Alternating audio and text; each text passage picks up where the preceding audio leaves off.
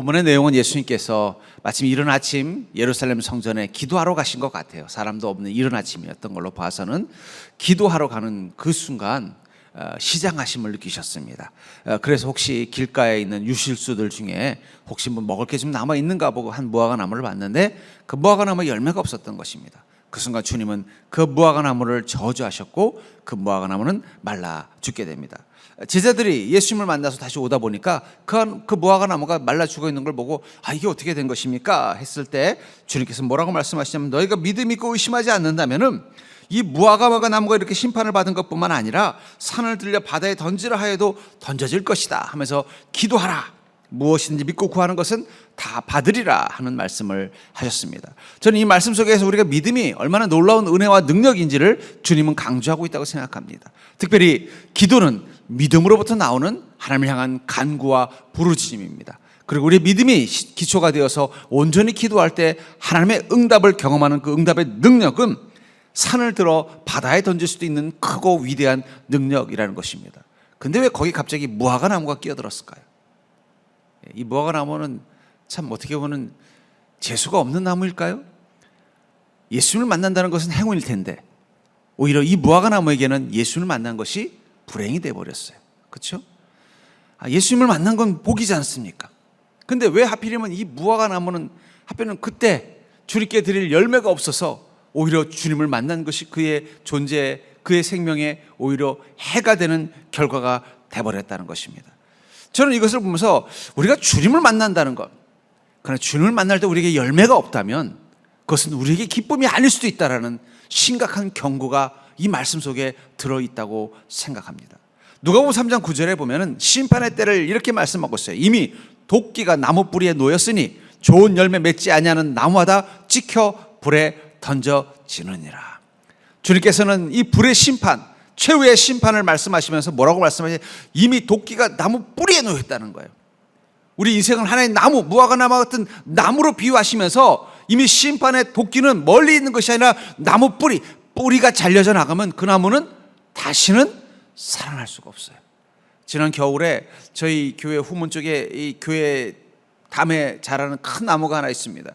근데 이게 이 나무가 너무 커지다 보니까 이게 위험한 거예요. 잘못하면 쓰러져서 이 전봇대를 쓰러뜨리고 길에서 넘어질 것 같은 거예요. 그래서 안 되겠다 싶어서 겨울에는 나무들이 바짝 말라 있잖아요. 그래서 제가 우리 사역자들하고 같이 나무를 갖다가 거의 이런 두꺼운 나무인데 그 머리 정도 돼서 가지나 있는 걸 다 잘라버렸어요. 그래서 이 정도면 죽겠지 그랬더니 봄에 보니까 또 밑에서 싹이 나오더라고요. 뿌리가 잘라지지 않으면 또 자라는 거예요. 근데 주는 도끼를 어디 갖다 냈다고 말하고 있어요? 나무 뿌리에 댔다고 말하고 있습니다. 그건 뭐예요? 다시는 회복할 수 없는 그런 심각한 심판을 준비하고 있다는 것입니다. 근데 그것을 뭐라고 말하냐면 좋은 열매 맺지 않냐는 나무마다 이런 심판을 맺는다. 우리도 주님을 만날 때 이 무화과 나무와 다를 바가 없는 것입니다. 정말 주님의 은혜를 구하기를 원한다면 우리는 주님을 만날 때 무엇이 준비되어져 있어야 된다는 거예요? 좋은 열매가 준비되어져 있어야 된다는 거예요. 좋은 열매가 없다면 오히려 우리는 주님의 심판의 도끼 앞에 서는 자가 될 수밖에 없다는 거예요. 그런 의미에서 어쩌면 이 시대 그리스도인들의 모습을 보면요, 바로 이 무화과 나무, 주님의 그 저주하심으로 말미암아 말라 죽은 이 무화과 나무처럼 성전 앞 길가에, 주님이 지나가는 그 길가에서 자라는 이 무화과 나무 같아요. 주님을 만난다는 것이 축복이 아닐 수도 있는 인생이라는 거예요. 차라리 주님과 멀리 있었다면은 그래도 하나님 앞에 가서 할 말은 있는 거잖아요. 주님이 하필이면 내 인생 가운데 오지 않으셔서 제가 주님의 은혜를, 주님을 만날 기회가 없었습니다. 변명이나 하죠. 근데 우리는 전 세계에서 가장 십자가가 많은 나라에 살고 있습니다. 길 가다가도 예수 믿으라는 소리를 듣고 전철역에 앉으면 권사님, 집사님, 목사님 소리를 흔하게 듣는, 제가 월요일날 어디 가서 식당 갈 때마다 늘 하는 게 뭐냐면 저분은 관상 보니까 목사님 같다라는 거예요. 그게 복이냐는 거예요. 복이려면 우리에게 무엇이 있어야 돼요? 주님을 위하여 준비한 열매가 있어야 그게 복인 거예요. 이 무화과 나무가 예루살렘 성전 길가에서 자라고 있었다는 건 분명 축복일 것입니다. 그리고 그곳에서 주님을 만난 것은 그의 존재에게는 엄청난 행운이었을 거예요. 근데 중요한 건 그는 주님이 시장하실 때 드릴 열매가 없었다는 거예요. 그 순간 무화과 나무는 마치 그 도끼가 나무 뿌리에 놓인 것처럼 심판 앞에 서는 위태한 존재가 돼버린 것입니다. 전 그런 의미에서 여러분들, 우리가 주님을 만나러 온 그 자리, 주님을 만나는 그 경험, 그 속에서 우리가 주님을 만난다는 것에 대해서만 설레어야 할 것이 아니라, 그렇다면 그 주님을 만났을 때 우리가 주님께 드릴 열매가 있는가를 보아야 한다는 것입니다. 그렇다면 그 열매는 무엇일까요? 우리 인생이 주님을 만나서 반드시 맺어야 되는, 주님 앞에서 맺어야 되는 열매는 바로 믿음이라는 열매라는 것입니다. 주님은 우리 인생 가운데서 믿음을 보십니다. 주님은 그 무화과 나무에서 꽃을 보지도 않고 잎사귀를 보는 것도 아니고 얼마나 멋지게 자라고 크게 자랐는가를 보는 게 아니라 거기에 열매가 있는 것을 보신 것처럼 주님이 우리 인생에서 보고자 하시는 것은 믿음이라는 열매라는 거예요. 믿음이 없다면 주님을 만나는 것은 구원이 아니라 심판이 될 수밖에 없다는 것입니다. 그래서 본문 19절에 길가에서 한 무화과 나무를 보시고 그리로 가사 잎사귀밖에 아무것도 찾지 못하시고 나무에게 이르되 이제부터 영원토록 내가 열매를 맺지 못하리라 하시니 무화과 나무가 곧 마른지라. 주님 앞에서 믿음의 열매를 준비하지 못했던 이 무화과 나무는 이젠 자기 인생에 그 어떠한 열매도 맺을 수 없는 죽은 존재가 돼버린다는 거예요. 근데 여기 보면 잎사귀밖에 없다. 무화과 나무는 그 자체가 꽃이 없습니다. 근데 여러분, 열매들은 대부분 어디서 맺는 줄 아세요? 꽃이 진 자리에 열매가 맺습니다. 그리고 열매는 가을에 맺는 게 아니에요. 꽃이 피고 질 때부터 맺는 것입니다. 다만 꽃이 진 자리에 있는 열매는 어때요? 작고 시고 맛이 없을 뿐이지 그래도 먹을만해요. 제대로 먹으려면 가을에 익어야 먹는 거예요. 주님이 찾는 열매는요, 잘 익은 무화과 나무가 아니에요. 맛있고 달고 시원하고 큰 것이 아니라 주님의 그 시장하심을 조금이라도 달랠 수 있는, 마치 아침에 배는 고픈데 급하게 나가야 되는데 먹을 게 없어서 또 밥을 차려 먹기 시간이 없어서 마시는 우유 한 잔처럼 조그맣더라도 주님의 그 목마름과 배고픔을 조금이라도 달래줄 수 있는 그런 작은 열매를 원하셨던 것입니다. 그것마저 없다는 것은 그건 살아있는 게 아니라는 것이죠. 주님 우리를 바라보시면서 우리에게 원하시는 믿음은 바로 그 작은 믿음이라도 열매가 될 수 있는 생명이 있는 믿음이라는 것입니다. 요한복음 15장 5절에 보면은 나는 포도나무여 너희는 가지라 그가 내 안에 내가 그 안에 거하면 사람이 열매를 많이 맺나니 나를 떠나서는 너희가 아무것도 할 수 없느니라. 주님께서는 우리 인생을 열매 맺는 인생이 되는 것을 우리를 주님께 접붙여진 자, 나는 포도나무여 너희는 가지다. 그래서 너희가 내 안에 내가 너희 안에 거하면 어떻게 된다는 거예요? 많은 열매, 믿음의 열매뿐만 아니라 축복의 열매를 맺는 인생이 될 거라고 말씀하고 있다는 것입니다. 결국은 우리가 주님을 만나면, 우리가 정말 살아서 주님을 만나는 믿음이 있다면 우리는 어떻게 된다는 거예요? 열매를 맺게 돼 있다는 거예요. 주님을 온전히 만나는 믿음이 된다면 축복의 열매를 맺게 되어져 있다는 것입니다. 그런데 예수님을 만난 인생 중에는요, 믿음의 열매를 맺는 인생도 있지만 아무것도 맺지 못하는 인생도 있습니다. 요한복음 3장 1절부터 2절에 보면은 니고데모라는 한 관원이 나옵니다. 그는 구원에 대한 관심이 있었고 유대의 지도자였어요. 그래서 그는 밤에 예수님을 찾아와서 어떻게 하면 자신이 영생을 얻을 수 있는지를 주님께 묻고 그의 제자가, 예수님의 제자가 되었습니다. 그런 열매를 맺은 거예요. 근데 같은 관원 중에 한 부자 청년인 관원이 있었어요. 그것을 누가복음 18장 18절에서는 어떤 관리가 물어 이르되 선한 선생님이여 내가 무엇을 하여 영생을 얻으리까? 이 사람도 영생에 관심이 있었습니다. 청년이라고 되어 있는 성경의 다른 구절도 있지만 누가복음에서는 그걸 관리, 바로 이 니고데모와 똑같은 지도자나 이 관리나 같은 뜻입니다. 이었습니다. 그때 주님께서 뭐라고 말씀하세요? 너는 나를 따르라. 근데 재물이 많은 거로 그가 주님을 떠났다. 열매를 맺지 못하는 자가 됐다는 거예요. 여러분, 우리가 주님을 만났을 때 반드시 믿음의 열매를 가지고 주님을 만나야만 될 것입니다. 그리고 믿음의 그 모양이 아니라 열매를 맺는 주님의 기쁨이 되는 믿음, 그냥 단순한 열매의 모양이 아니라 주님의 그 시장하심, 목마름을, 허기짐을 채워줄 수 있는 기쁨이 되는 열매를 가지고 있을 때만 비로소 주님 앞에서 살아있는 존재, 주님을 만나는 의미가 있는 것입니다. 아니면 그건 잎사귀만 무성한 것이죠. 그런 의미에서 믿음의 열매, 그것은 바로 하나님의 기쁨, 영광이 되는 삶을 사는 믿음을 가진 자입니다. 그러니까 여러분, 믿음의 모양이 아니라 믿음의 그 열매가 있는 자가 될 수 있기를 주의 이름으로 축원합니다. 우리가 온전한 믿음의 열매를 가진 자가 되면은요, 반드시 주님은 우리의 믿음을 보고 기뻐하실 것입니다. 그리고 우리가 믿음으로 사는 우리 모습 속에는 주님의 영광이 되는 모습이 나타날 거라는 거예요. 그런 열매를 맺는 자만이 주님을 만난 기쁨을 누릴 수 있다는 것입니다. 그래서 누가복음 6장 46절부터 49절에 보면은 너희는 나를 불러 주여 주여 하면서도 어찌하여 내가 말하는 것을 행하지 아니하느냐. 믿음의 모양이 아니라 믿음이 살아있다면 열매를 맺는 열매처럼 무화과 나무에 열매가 맺어진 것처럼 믿음이 살아있다면 어떻게 된다는 거예요? 반드시 말하는 것을 행하는 자, 주님께서 말씀하신 것을 기쁨으로 행하는 믿음의 삶이 따른다고 말하고 있습니다. 내게 나와 내 말을 듣고 행하는 자마다 누구와 같은 것을 너에게 보이리라 하면서 예를 드는 거예요. 내 말을 듣고 행하는 자, 너희 안에 믿음이 자라서 그 믿음이 너의 삶이 되고 그 믿음의 삶을 통해서 나의 기쁨이 될 때 너희들에게 이런 것이 보일 것이다. 집을 짓되 깊이 파고 주추를 반석 위에 놓은 사람과 같으니 큰 물이 나서 탕류가 그 집에 부딪히되 잘 지었기 때문에 능히 요동하지 못하게 하였거니와 듣고 행하지 아니하는 자는 주추 없이 흙 위에 집 지은 사람과 같으니 탕류가 부딪힘에 집이 곧 무너져 파괴됨이 심하니라 하시니라. 우리가 믿음의 열매를 맺는 자, 주님이 말씀하신 것을 믿고 그 말씀하신 대로 행하는 믿음의 삶을 사는 자에게는 그 인생이 어떤 모습이라는 거예요? 반석 위에 지어진 집과 같다는 거예요. 왜 우리가 믿음의 열매를 가지고 살아야 되는가?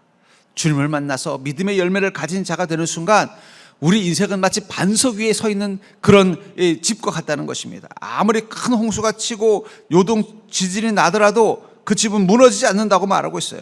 그러나 흙 위에 지은 집은 어떻게 됩니까? 조금만 비가 오면 쓸려서 넘어지는 거예요. 가끔 저 강원도 계곡 같은 데 가면은요, 갑자기 큰 비가 와서 계곡물이 범람하다 보면은 옆에 지은 집이 쓰러지는 걸 봅니다. 그럴 때 보면 대부분 뭐냐면 그 집이 겉에는 단단하게 지어진 것 같고 바닥도 뭔가 콘크리트 친 것 같지만 그 밑에 흙이 약하기 때문에 그런 거예요.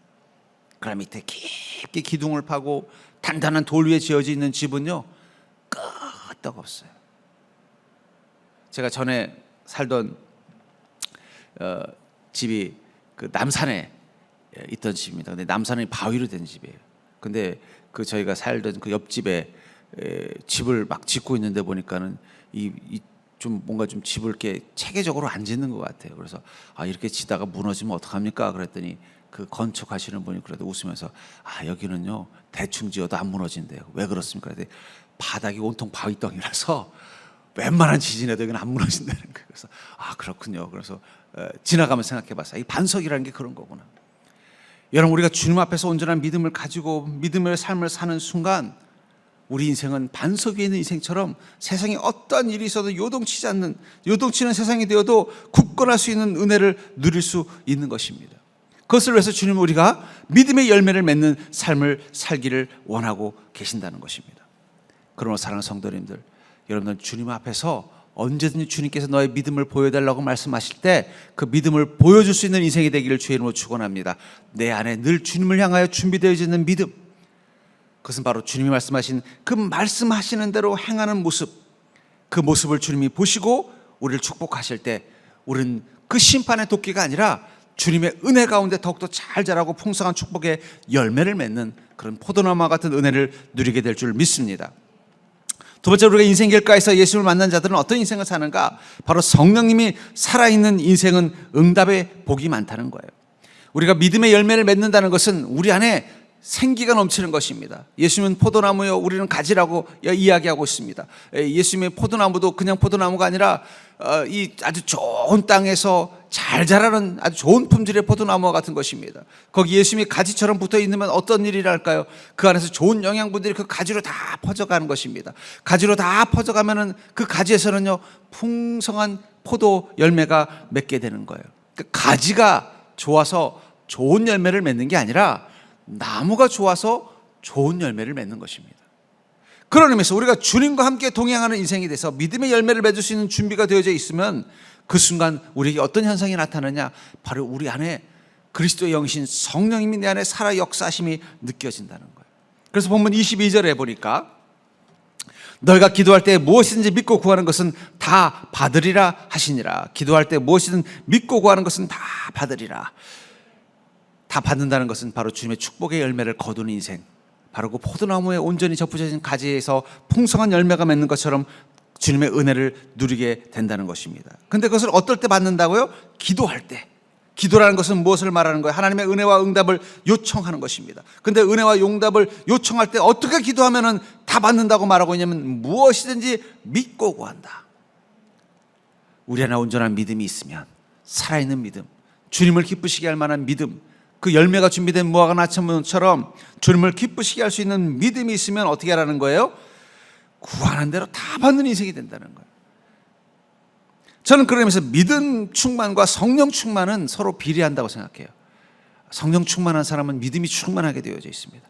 믿음이 충만한 사람은 성령이 충만하게 되어 있어요. 그래서 믿음이 충만한 순간에 하나님의 은혜가 나타나는 것이고, 하나님의 응답이 나타나는 것이고, 성령의 역사심이 나타나는 것입니다. 그래서 누가복음 5장 5절에 보면은 이 베드로가 밤새도록 이 갈릴리 호수에서 고기를 잡으려고 했지만 한 마리도 잡지 못하고 돌아옵니다. 그리고는요, 마침 돌아왔더니 주님께서 그 물가에 계셨던 거예요. 그리고 베드로의 배 위에 오르셔서는 말씀을 전하시는 겁니다. 베드로는 옆에서 그 배 옆에 배 주인으로서 앉아서 가만히 그물을 기우면서 예수님의 말씀을 들으면서 점점 자기 안에 믿음이 살아나기 시작하는 거예요. 주님의 말씀을 듣고 믿어지는 것입니다. 근데 갑자기 주님이 뭐라고 말씀하시냐면 너 깊은 곳에 가서 그물을 던지라. 그랬더니 베드로가 이렇게 말합니다. 시몬이 대답하여 이르되 선생님, 우리들이 밤이 새도록 수고하였을 때 잡은 것이 없지만은 말씀에 의지하여 내가 그물을 내리리이다. 어쩌면 베드로는 지난 밤새도록 하나님을 원망했는지 몰라요. 아이고 하나님, 저 큰일 났습니다. 지금 내일 당장 이 고기 팔아서 지금 집 월세 갚아야 되는데 하나님 좀 몇 마리라도 좀 잡게 해주십시오. 이렇게 밤새도록 고생했는데 하나님 도대체 어디 계십니까? 아마 원망하는 마음 가지고 밤을 샜을지도 몰라요. 그리고 툴툴거리는 마음 가지고 집으로 돌아왔는데 마침 거기서 주님을 만난 거예요. 자기 마음속에는 막 하나님에 대한 원망, 실망감이 막 마음속에 가득한 것입니다. 믿음도 다 떨어졌을 거예요. 아마 전에는 믿음이 좋았을지도 몰라요. 근데 그때는 하나님이 은혜를 안 주시니까 그냥 믿음이 뚝 떨어져 있는데 주님의 말씀을 가만히 들어보니까 잃어버린 믿음이 다시 회복이 되는 거예요. 말씀이 믿어지는 것입니다. 그래서 뭐라고 말해요? 주님 말씀을 의지하고 내가 그물을 내리겠습니다. 왜 주님께서는 깊은 곳에 그물을 던지라고 하셨을까? 그냥 베드로야 너 배 빌려줘서 고맙다. 그러면서 뭐 예를 들면 저기 물고기의 입을 열어봐라. 그러면 이 뱃삭시 들어있을 거다. 뭐 이렇게 할 수도 있는 거고, 아니면은 배 빌려줘서 너무 고맙다. 넌 이제 나를 따라다니는 제자가 되거라. 이번 주 이렇게만 말씀하셔도 됐는데 왜 다시 가서 깊은 곳에 가서 그물 던지라고 했을까? 분명히 베드로가 전날 밤 하나님을 원망했을 거예요. 아니 하나님 저한테 어떻게 이러십니까? 고기 한 마리 못 잡게 하고 저 옆에는 보니까 와 오늘 만선이다 하면서 막 신나는 다른 어부들도 있더만 왜 저는 여기 던지고 저기 던져도 한 마리 못 잡게 하십니까? 아마 하나님께 원망 많이 했을 것 같아. 하나님 다 들으신 거예요. 들으시고는 뭐라고 그러는 거예요? 깊은 곳에 그물 던져라. 아마 그 직전 같았으면 어땠을까요? 내가 밤새도록 수고했는데 한 마리도 못 잡았습니다. 무슨 그런 말 하십니까? 하고는 안 던졌을지도 몰라요. 근데 주님 말씀 들으니까 다시 믿음이 회복이 된 거예요. 주님께 드릴 믿음의 열매가 준비된 것입니다. 그리고 뭐라고 말하는 거예요? 말씀 의지해서 그물 던지겠습니다. 그때 응답받은 거예요. 아마 어쩌면 그 전날 고기를 잡으러 가면서 베드로는 하나님께 간절히 기도했을지도 몰라요. 주님, 저 내일 고기 잡아야 돼요. 이거 잡아서 빨리 가져가서 우리 가족들을 위해서 빨리 이거 돈으로 바꿔야 돼요. 지금 내일 당장 우리 어머니, 우리 장모님 좀 병원비 들어야 되는데 지금 좀 병원에 가야 되는데 지금 돈이 없습니다. 주님, 오늘은 정말 무슨 일이 있어도 고기 좀 잡게 해주셔야 돼요. 그래서 밤을 새가면서 다른 사람들은 아이고 오늘 고기 안 잡히는 날인가 본데 일찍 가지 이러는데도 안 된다고, 나는 오늘 반드시 고기를 잡아야 된다고, 하나님 응답을 주셔야 된다고 막 몸부림치면서 밤새도록 그물을 던졌을지도 몰라요. 근데 한 마리 못 잡고 낙심돼서 돌아왔는데 다시 주님 앞에 서서 주님 말씀 들으니까 믿음이 회복이 된 거예요. 그리고 주님 또 뭐라고 말씀하시는 거예요? 깊은 곳에 가서 그물 던져라. 믿어지는 거예요.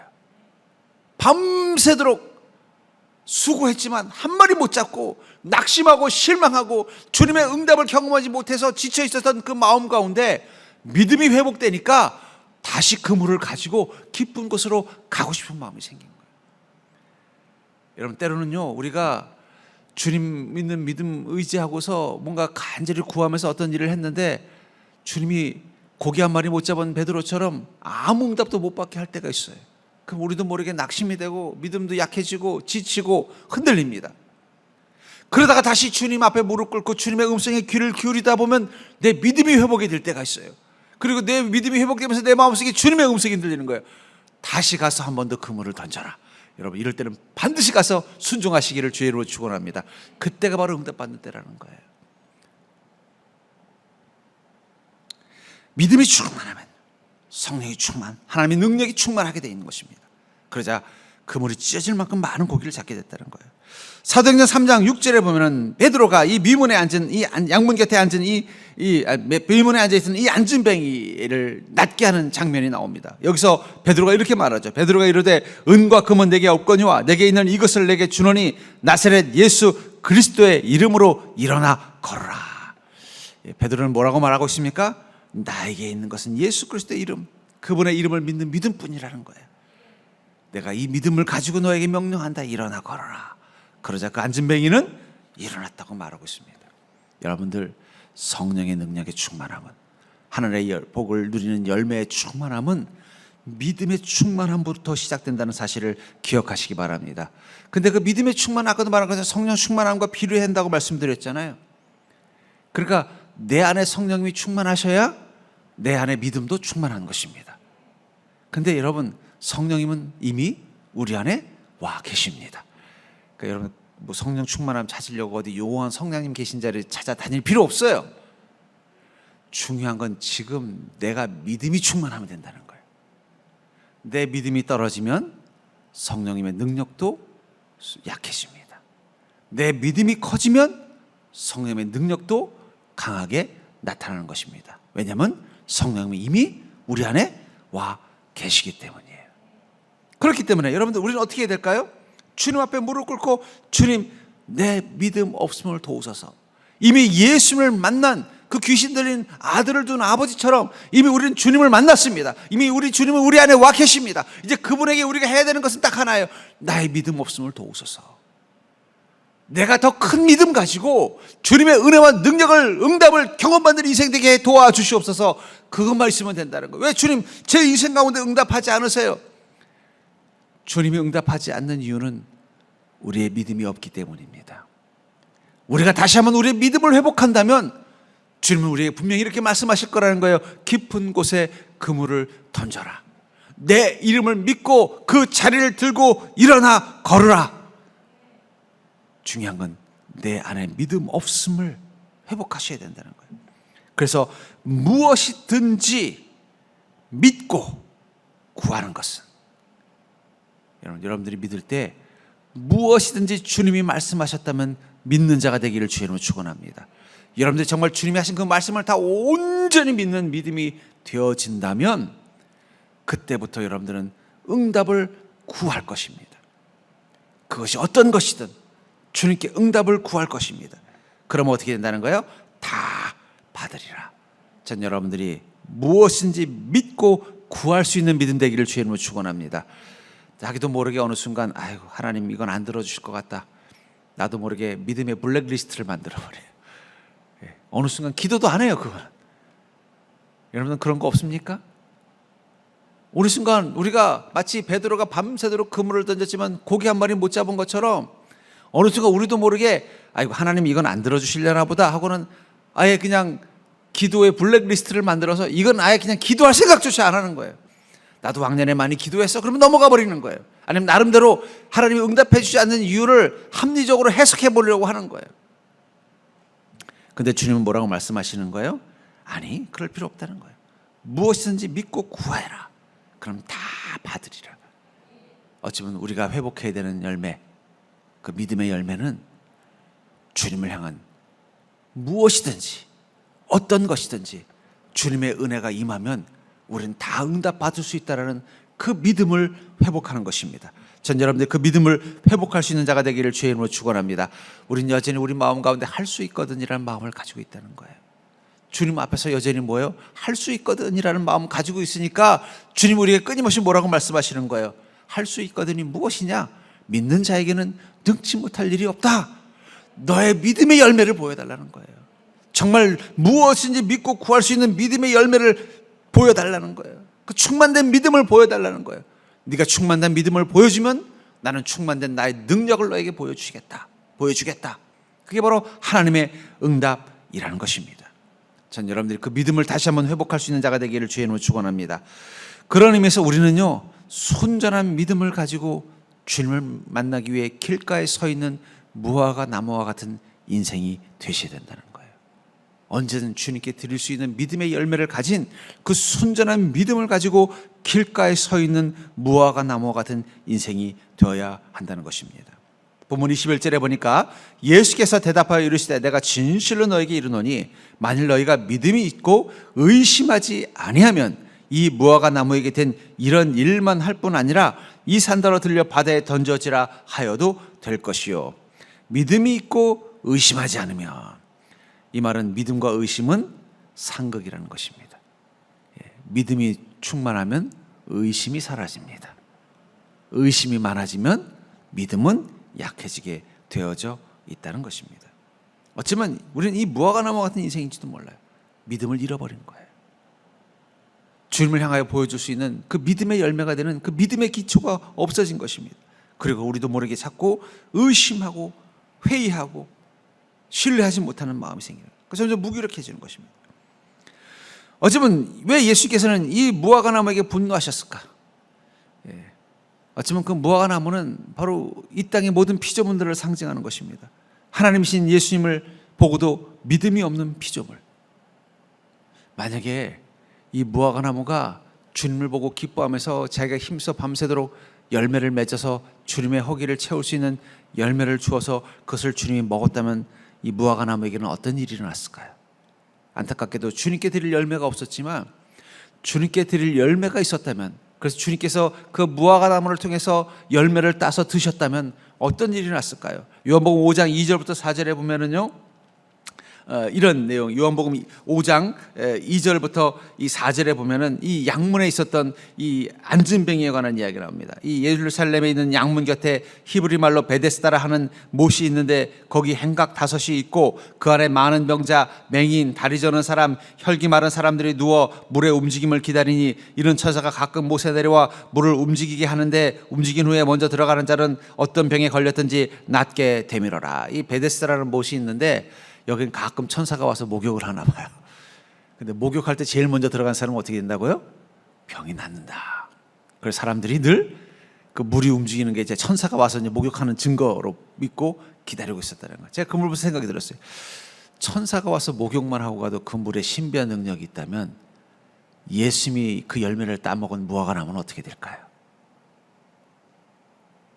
천사가 와서 목욕만 하고 간 물이 병자를 날 수 있는 그런 놀라운 치유력을 가진 물로 변한다면 예수님이 그 열매를 따먹은 무화과 나무는 어떻게 변했을까요? 아마 영원히 죽지 않는 나무가 됐을지도 모릅니다.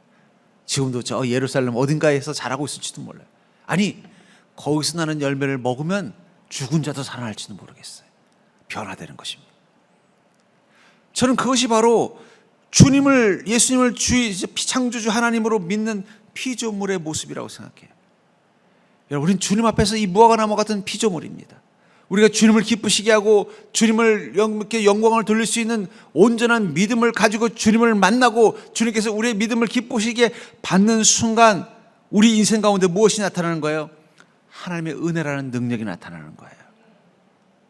아니, 천사가 목욕하고 물도 이 신비한 물이 되는다면 분명히 주님께서 그 열매를 따먹은 무화과 나무는 신비한 능력을 가진 나무로 변화될 것입니다. 마찬가지라는 것입니다. 우리 주님께서 우리의 인생을 통해서 따기를 원하시는 열매는 온전한 믿음이에요. 그 열매를, 믿음을 주님께서 받으시면 우리 인생을 어떻게 만들어 주시겠어요? 하나님의 은혜와 능력이 임하는 인생으로 바꿔주신다는 거예요. 그게 바로 능력의 그리스도인입니다. 전 그러면서 모세는 하나님의 지팡이를 들고 있었던 게 아닙니다. 하나님의 지팡이가 된 것입니다. 우리가 온전한 믿음으로 주님과 함께 동행하는 순간 우리는 하나님의 능력이라는 지팡이가 되는 거예요. 우리를 통해 하나님의 영광과 능력이 나타나는 삶을 살도록 만들어 주신다는 거예요. 그래서 히브리서 11장 29절부터 30절에 보면 믿음으로 그들은 홍해를 육지같이 건넜으나 애굽 사람들은 이것을 시험하다가 빠져 죽었으며 믿음으로 7일 동안 여리고를 도니 성이 무너졌으며, 믿음으로 하나님이 기쁘시게 할 만한 순전한 믿음, 그것을 가진 사람들은 하나님의 능력의 지팡이가 되었기 때문에 홍해를 가르고 지나갈 수 있었으며 여리고성을 무너뜨리는 인생이 되었다는 거예요. 여러분들, 정말 우리가 순전한 믿음, 여기 히브리서 11장에 나오는 그들의 믿음, 이 경제 용어 중에 악화가 양화를 구축한다는 말이 있습니다. 그 말이 뭐냐면 질이 나쁜 게 질이 좋은 거를 쫓아낸다는 뜻이에요. 대표적인 게 메이드 인 차이나입니다. 같은 물건이라도 중국제가 싸잖아요. 그러면 중국제가 싼 값에 들어오면요, 한국산 쓸만한 건 어떻게 돼요? 비싸니까 사람들이 안 사는 거예요. 안 사니까 어떻게 돼요? 그 공장은 문을 닫는 거예요. 문을 닫아서 이제는 그 정도 가치가 있는 물건을 사려고 시장에 가도 없어요. 어디 거만 있어요? 메이드 인 차이나만 있는 거예요. 그러니까 옛날 물건이 좋은데 하면서도 어쩔 수 없이 어떻게 돼, 이제는 이 메이드 인 차이나를 쓰게 되는 거예요. 그게 바로 악화가 양화를 구축한다는 말이에요. 믿음도 그렇습니다. 자꾸 질 떨어지는 믿음이 성도들의 마음속에 가득하게 되면요, 순전한 믿음이 쫓겨나 버려요. 정말 신실한 믿음이 오히려 교회 공동체에서 밀려나게 돼버리는 거예요. 이상한 믿음 가지고 잘못된 믿음 가진 사람들만 바글바글 해버리게 되는 거예요. 마치 이 가게 슈퍼에 처음에는 국산 좋은 물건들이 있다가 갑자기 중국에서 헐값으로 싸구려 좀 질 떨어지는 비슷하게 생긴 물건들이 헐값에 들어오다 보면은 어느 순간 그 가게에서 다 사라져 버리는 것처럼 말이에요. 근데 제대로 된 물건은 그만한 가치를 갖게 되는 거죠. 믿음도 그렇다는 거예요. 전 여러분들이 정말 어떤 믿음인지, 정말 여러분들이 예수님께서 그 예루살렘 성을 향해 가는 그 길가에서 그 무화과 나무를 만나서 그에게서 열매를 구할 때처럼 여러분들에게서 믿음의 열매를 구할 때 주님께서 그 허기와 목마름을 채울 만한, 주님의 기쁨과 영광이 될 만한 믿음인지를 한번 돌아보셨으면 좋겠어요. 아마 어쩌면 그 무화과 나무를 말라 죽으면서 그랬을 거예요. 주님, 저만 그런 게 아니라 옆에 있는 무화과 나무도 열매가 없었는데 왜 저만 가지고 그러십니까? 이러면서 죽었을지도 모르겠어요. 제가 안타까운 것은 정말 우리의 믿음이 정말 주님이 말씀하시는 그 믿음이냐는 거예요. 히브리서 11장에 나오는 그 믿음이냐는 거예요. 자꾸 옆을 보면서 아이고, 그래도 내가 옆에 사람보다는 믿음 좋은데. 메이드 인 차이나도 A급, B급, C급이 있더라고요. 도찐개찐이지만 A급, B급, C급이 있어요. 분명한 건 주님께서 말씀하시는 열매는 순전한 믿음이에요. 그런 믿음을 가지고 주님을 만날 수 있는 인생은요, 주님의 은혜와 능력이 나타나게 돼 있다는 거예요. 그걸 말씀하시기 위해서 주님 뭐라고 말씀하시는 거예요? 이 무화과 나무의 어떤 불행과 이 저주를 말씀하시고 나서는 뭐라고 말씀하시는, 그 다음에 믿음에 관해서 얘기하는 거예요.